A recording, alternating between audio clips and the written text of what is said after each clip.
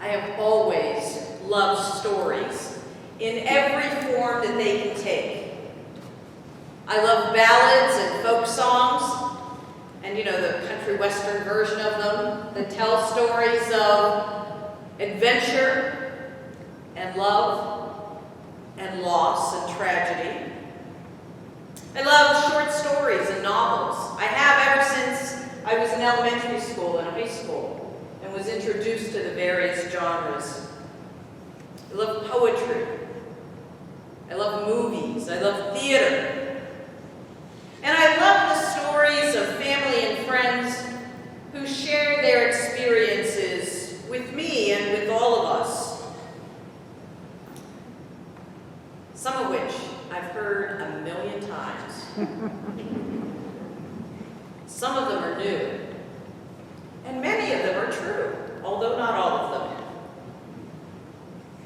One of the most interesting elements of the whole storytelling process is that in a good story, the listeners are brought in. This is so much the case that eventually the listener becomes the storyteller. Way back in 1968, my grandparents died, just 2 days apart. The members of my family used to tell various parts of that story, as well as a lot of other things that happened about life on 55 Willis Avenue with 8 girls, a wife, a mother-in-law, and a great aunt, all living in the same house with my grandfather. But people told those stories so often that even my younger cousins who were born after my grandparents died can tell those stories with great affection, great conviction, and because they're Irish, a tear in their eye. The storyteller John Shea reminds us that human beings are characterized as people who love to hear stories and tell stories. He writes, "In those days when we reach our limits, when our ordered worlds collapse, when we're disenchanted, we enter into the awareness of mystery. We are inescapably related to this mystery, which is both immanent and transcendent, which issues invitations that we must respond to, which is ambiguous about its intentions, and which is real and important beyond all else. Our dwelling within mystery is both menacing and promising, a relationship of exceeding darkness and undeserved light.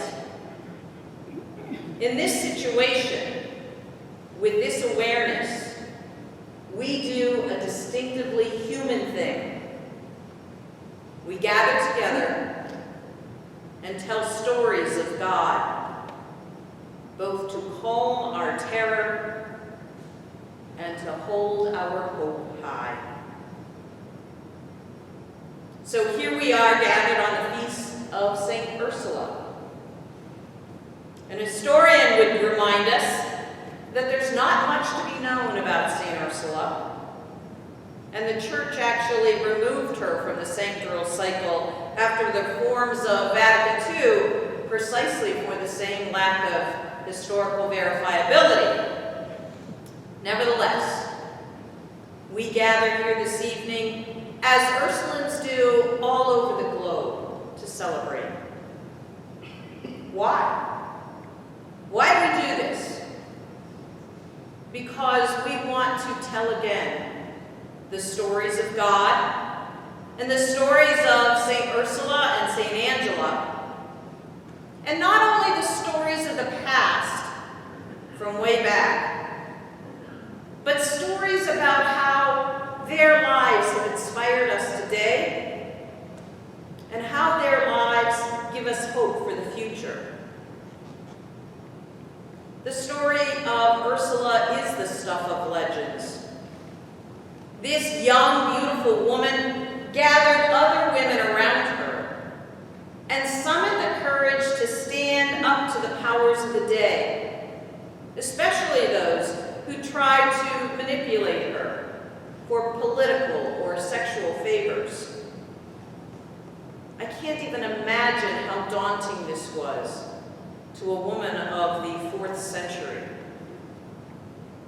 By medieval times, St. Ursula was an inspiration to countless others, including St. Hildegard of Bingen, who's now considered a doctor of the church, to medieval universities, and in particular, to St. Angela Merici. As we know, St. Angela named her company in honor of St. Ursula. No doubt, Angela was inspired by Ursula's courage and fortitude, especially as Angela knew of her own context, that socio-political world of early 16th century northern Italy, through which marauding bands of soldiers ran rampant. I always picture St. Angela as pretty short, and pretty petite in almost every way, but also extremely strong-willed as she networked with church leaders, local business leaders, the wealthy widows of town, and her company of women, all the while inspired by the stories of St. Ursula. As we gather today, we do so as Ursuline Sisters and Associates. Each Ursuline sister and each associate first is called and then freely chooses to respond to the call to deepen his or her life in discipleship by throwing the lot of your life in with those who have already set their hearts on a specific direction. For the most part, the commitments that we mark here today predate the initial meeting for new associates in 2020. Actually, it was 2020 BC. BC before COVID, Doesn't that seem like a lifetime ago? But the connections are much older than that. Some of the connections were made by virtue of family. Tom is Sister Marcia's nephew. Barbie's family has belonged to Immaculate Conception first, and now St. Angela Merici and St. Columba for decades. And so you've known the Ursulines for decades. Tony and a couple others are graduates of Ursuline. And so go back, you graduated what, 15, 20 years ago, something like that? But also, Tony was a neighbor to Peg McDonough, Sister Mary Lee's sister. And so there are lots of connections with Ursulines even back then. Some connections have been made through ministry. Don Clyde's wife, Mary, worked with us in healthcare for many years.